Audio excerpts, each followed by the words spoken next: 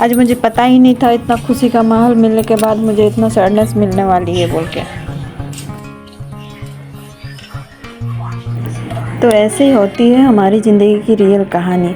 100 problem तो 1 solution रहता है, बाकी ज़िंदगी ऐसे ही कटती है। तो आज मेरे साथ भी कुछ ऐसा ही हुआ। Hello friends, welcome back to my Meenu Ashish blog channel. आप सभी कैसे हो? आई होप बहुत अच्छे होंगे, स्वस्थ होंगे, मस्त होंगे।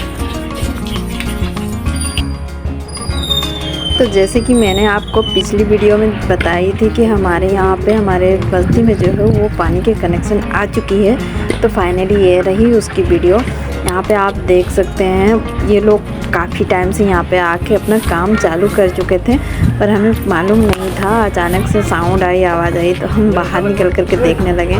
तो भाई यहाँ पे सब कोई बहुत ज़्यादा भीड़ में इकट्ठे हुए थे और यकीन मानो हमें बहुत ही मतलब खुशी, ऐसा एक माहौल हो चुका था उस दिन वहाँ पे कि मैं आप लोगों को क्या ही बताऊँ। एक आनंद का, एक खुशी का माहौल बन चुकी थी वहाँ पे। तो क्योंकि काफ़ी दिनों से हम लोग पानी के लिए जो है वो स्ट्रगल कर रहे थे। कभी ये नल ख़राब हो जाती थी, कभी वो नल ख़राब हो जाती थी। इतना दूर दूर तक हम लोगों को जाना पड़ता था पानी लाने के लिए।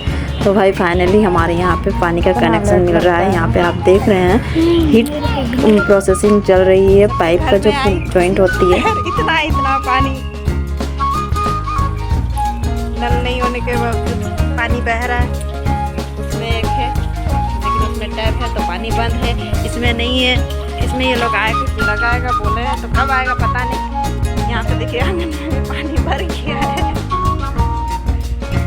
इतना कपड़ा और कंबल धो लिए, बर्तन धो लिए, फिर भी इतना पानी आ रहा है। और यहाँ पे देखिए इनके घर में भी इतना ज़्यादा पानी आ रहा है कि पानी रखने के लिए बर्तन कम पड़ रही है। हर बस्ती के हर घर में पानी है आज। हमारा बर्तन भी धुल चुकी है, पर ये कुछ सजा के नहीं रखे हैं क्योंकि सुबह से पानी भर रहे थे। ये सारा बिखरा पड़ा हुआ है। घर का काम आज नहीं ख़त्म हुआ है। सुबह से पानी भर भर के कपड़ा धो धो के परेशान। पहला दिन जैसे ही कनेक्शन ख़त्म हुई शाम को, वो उन्होंने जैसा बोला था कि दूसरा दिन से ही पानी आना शुरू हो जाएगा। तो यहाँ पे आप देख सकते हैं अभी सुबह का 7 बज रहा है और पानी आना शुरू हो चुका है। तो मैंने सोचा चलो भाई 1 घंटे के लिए सही या फिर आधे घंटे के लिए जितना भी पानी दे, सबसे पहले मैं अपना सारा कपड़ा निकाल करके धो लेती हूँ। तो फाइनली यहाँ पे देख सकते हैं आप, मैंने जितना कपड़ा था मैं पूरा धो चुकी हूँ यहाँ पे। क्योंकि मैं पहले दिन शायद मुझे थोड़ा तबीयत डाउन हो चुकी थी, अच्छा नहीं लग रहा था, तो मैं रख दी थी ये वाला कपड़ा। इतना कपड़ा धो चुके हैं देखिए, फिर भी इसमें एक बकेट कपड़ा बचा हुआ है। ऐसा नहीं है कि रोज़ नहीं धोते। मैंने आज बहुत सारा कपड़ा धो लिया है सुबह सुबह। और मेरी बेटी जो है वो घर का पूरा झाड़ू कर दी, वो दौड़ के भाग रही है। तो जल्दी से सब कुछ काम ख़त्म हो गया। बाहर में कपड़ा धोने का चक्कर में पानी भरने की वजह से मैं घर झाड़ू आज नहीं कर पाई, तो वो ही कर दी। तो आज तो मन कर रहा था कि घर का सारा कपड़ा निकाल के धो दूँ, नहीं धोएंगे ज़्यादा हो जाएगा, थकान हो जाएगा। फिर पानी मिलने की वजह से इतना खुशी महसूस हो रही है, आप लोगों को क्या ही बताऊँ मैं।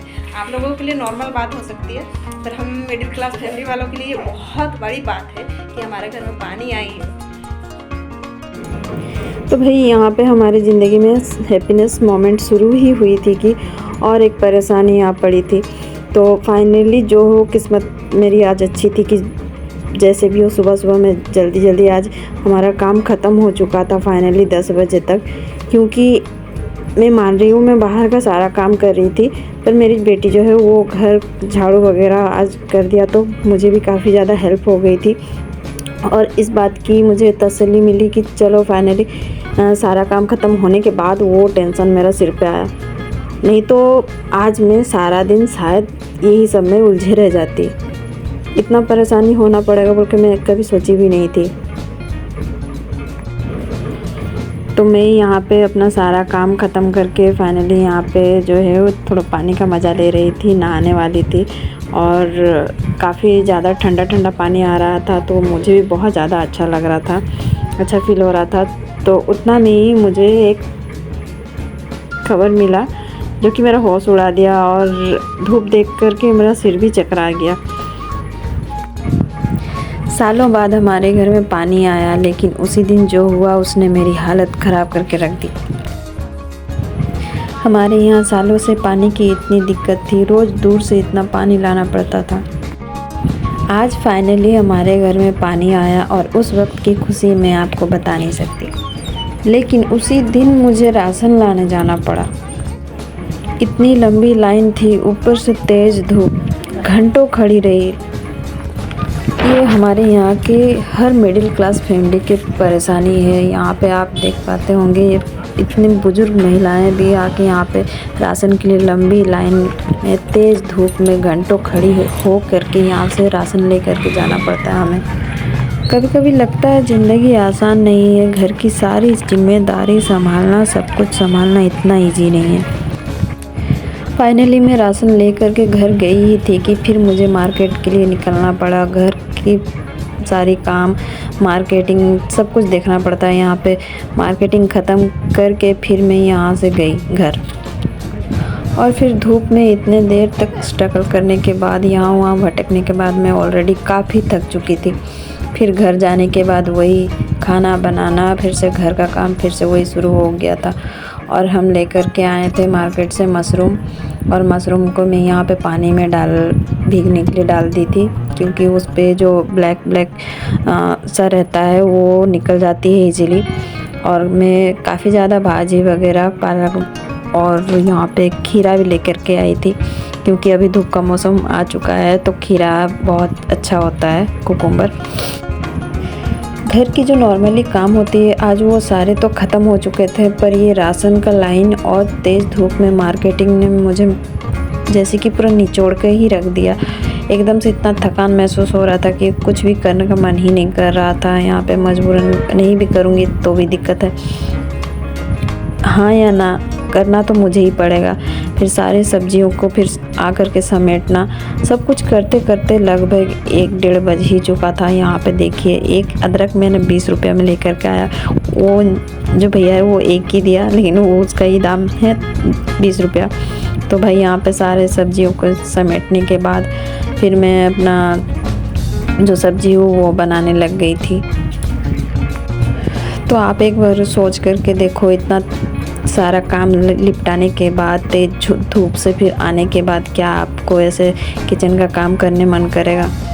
कोई भी नहीं चाहेगा कि मैं घर जाके फिर से ये सब झेलूँ करके।